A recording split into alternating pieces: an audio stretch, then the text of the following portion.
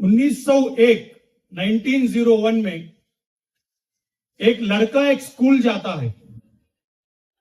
तमाम बच्चे स्कूल के बेंच पे बैठते हैं, लेकिन वो लड़का अपने स्कूल के बैग से एक थैला निकालता है, जो चावल का थैला होता है ना, ब्राउन कलर का, और वो थैला बिछा के उस पे बैठता है।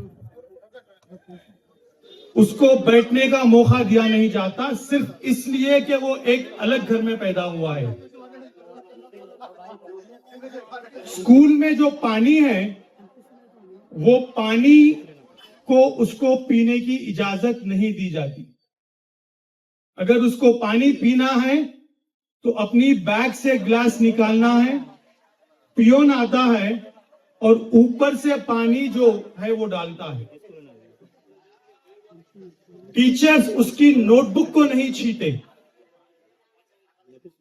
टीचर्स उसकी नोटबुक को नहीं छींटे। इस तरह से उसकी स्कूल की जिंदगी गुजरती है, और वो लड़के का नाम है बाबा साहेब भीमराव रामजी अंबेडकर। 1907 7 साल तक वो लड़का इसी तरह स्कूल में पढ़ता है, और उसके बाद दुनिया की सबसे बड़ी school London school of economics में वो वहां से पीएचडी कंप्लीट करता है। लंदन स्कूल ऑफ इकोनॉमिक्स से पीएचडी कंप्लीट करने के बाद 1917 में जो वो इंडिया वापस आता है, अपने भाइयों के साथ बैठ के एक गांव को जाता है। एक उस जमाने में गाड़ी नहीं थी, बैल की गाड़ी में बैठ के सफर करते थे। जब बैल की गाड़ी में बैठ के वो आधा रास्ता पार करते हैं और उनका गांव अभी दूर है, जंगल में है, तो बातचीत से जो बैल की गाड़ी चला रहा है उसे पता चलता है कि ये दलित हैं, और वो उन्हें वो बैलगाड़ी से निकाल देता है। बाबा साहेब और उनके भाइयों को बैल की बंडी से निकाल दिया जाता है और उन्हें पैदल जाना पड़ता है। और पैदल वो जब जाते जाते जब रात हो जाती है, वो किसी घर में पानी पूछता है तो उसको पानी नहीं मिलता है, उन्हें कोई रहने नहीं देता है। तो वो बाबा साहेब अंबेडकर जी हैं। उसके बाद क्योंकि उन्होंने लंदन स्कूल ऑफ इकोनॉमिक्स से डॉक्टरेट किया था, बड़ौदा के जो राजा हैं उन्हें एक जॉब देते हैं। जब वो नौकरी मिलती है और वो जाते हैं तो उन्हें कोई रहने घर नहीं देता है, तो अपनी जात, अपना नाम बदल के वो दूसरे नाम से घर में रहना शुरू करते हैं। जब वहां के प्यूनों को पता चलता है कि वो दलित हैं, तो वो फाइल लाके उनके मुंह पे फेंकते हैं। डॉक्टरेट होने के बावजूद भी उन्हें इज्जत नहीं मिलती है, तो बाबा साहेब को नौकरी छोड़ना पड़ता है। वो नौकरी छोड़ने के बाद फिर 1924 में एक महत सत्याग्रह है। एक गांव है जहां पे एक तालाब है, तालाब का नाम चंदवा तालाब है। वहां की म्युनिसिपैलिटी कहती है कि वो तालाब से सारे लोग पानी पी सकते हैं 1924 में, लेकिन वहां के जो लोग हैं वो लोग दलित भाइयों को उस तालाब में पानी पीने नहीं देते हैं।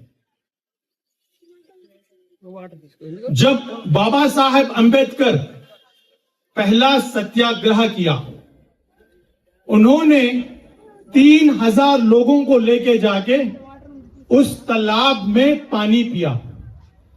तो तालाब में जब उन्होंने पानी पिया, जैसे ही वो वहां से चले जाते हैं, जो वहां के अपर कास्ट के जो लोग होते हैं, उन्होंने फिर जुल्म किया दलित भाइयों में।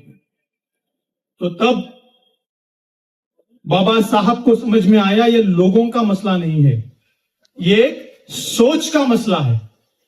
ये सोच जो कहती है कि किसी घर में पैदा होने से कोई बड़ा हो जाता है, किसी घर में पैदा होने से कोई छोटा हो जाता है, ये सोच कहां से आती है?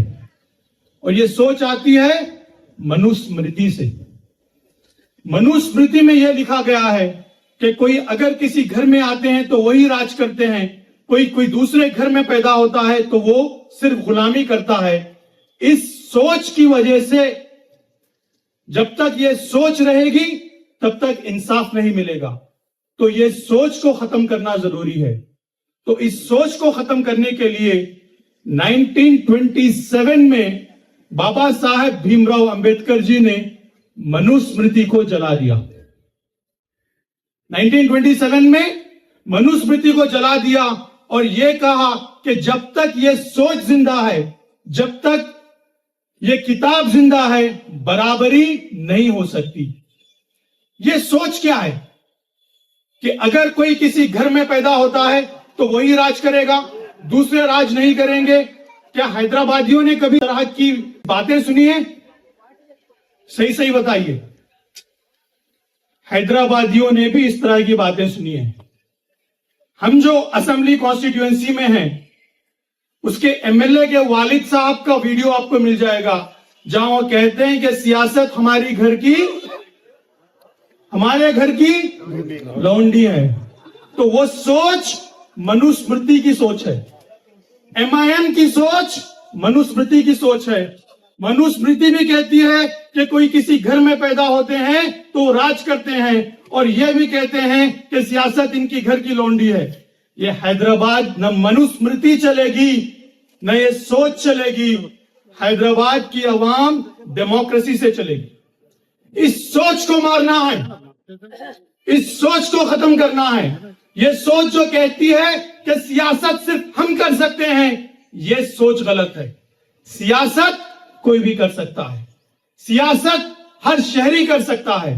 तो हर शहरी को सियासत करने का जो आपको प्रोविजन दिया गया, वो प्रोविजन कॉन्स्टिट्यूशन ने दिया गया। तो बाबा साहेब भीमराव अंबेडकर ने क्या कहा? उन्होंने इक्वालिटी की बात की कि हर इंसान एक है। देखिए, लोगों का मानना है कि उन्होंने रिजर्वेशन दिला। रिजर्वेशन नहीं है, अफर्मेटिव एक्शन है।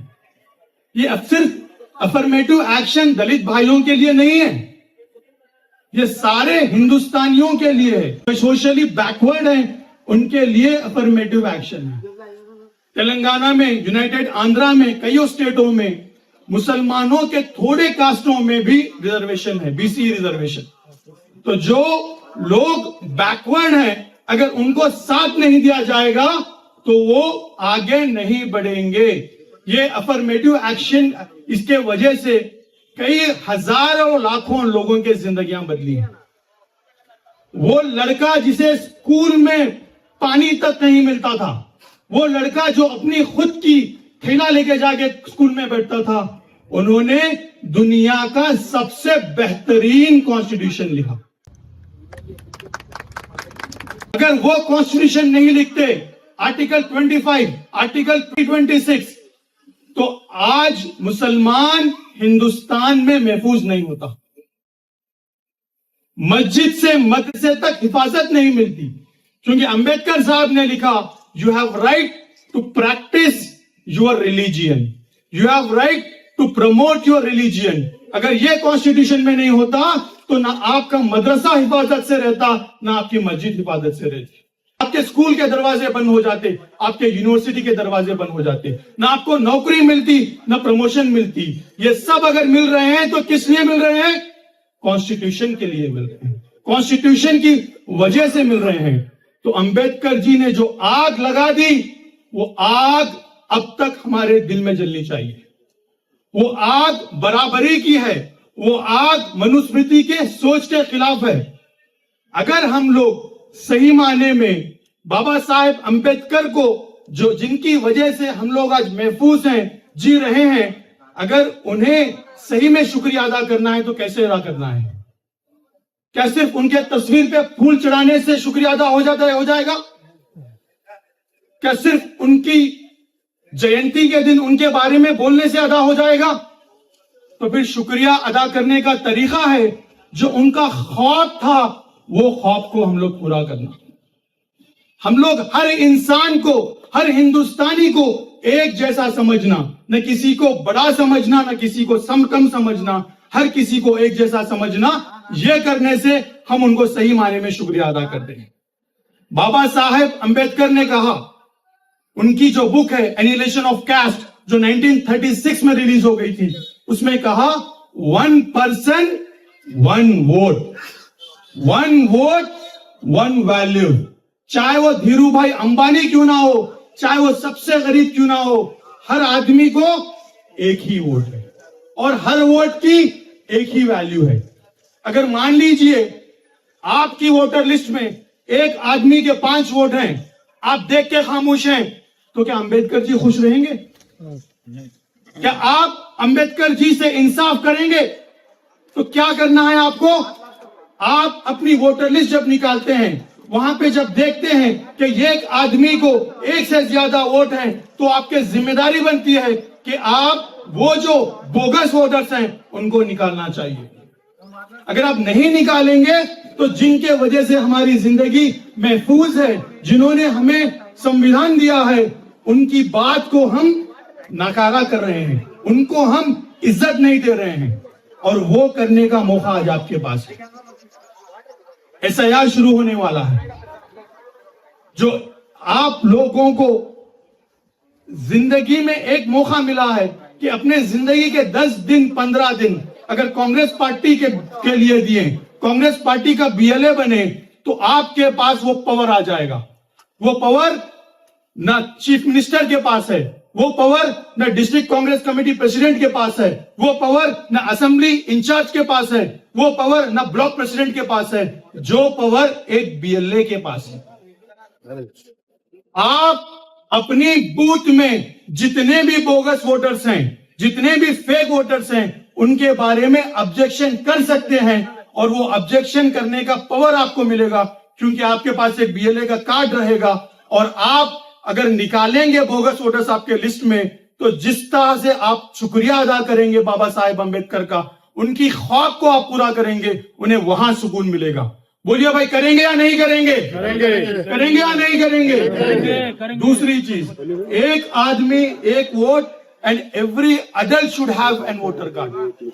बीजेपी एसआईआर के जरिए से जो उनके वोटर नहीं है उनको निकालने की कोशिश करेगी। आप लोगों की जिम्मेदारी है कि जो भी जेन्युइन वोटर है उनकी मदद करे और उनका वोट बचाए। अगर आप उनका वोट नहीं बचाएंगे तो बाबा साहेब अंबेडकर को जो ख्वाब है 1 पर्सन 1 वोट, वो पूरा नहीं होगा। तो मैं आप लोगों से गुजारिश करता हूं कि हम लोगों को संविधान बचाना है। हम लोगों को ये जो मौका मिल रहा है एसआईआर के जरिए, उसका इस्तेमाल करके हैदराबाद की वोटर लिस्ट में जो बरसों से जो गंदगी है उसको हटाना है। कि आप इस वोटों में से गंदगी हटाने में साथ देंगे या नहीं देंगे? देंगे। आप अगर थोड़ी हिम्मत करेंगे तो हम सब कांग्रेस पार्टी के डिस्ट्रिक्ट प्रेसिडेंट, असेंबली इंचार्जेस, 101 लोगों की कमेटी आपके साथ है।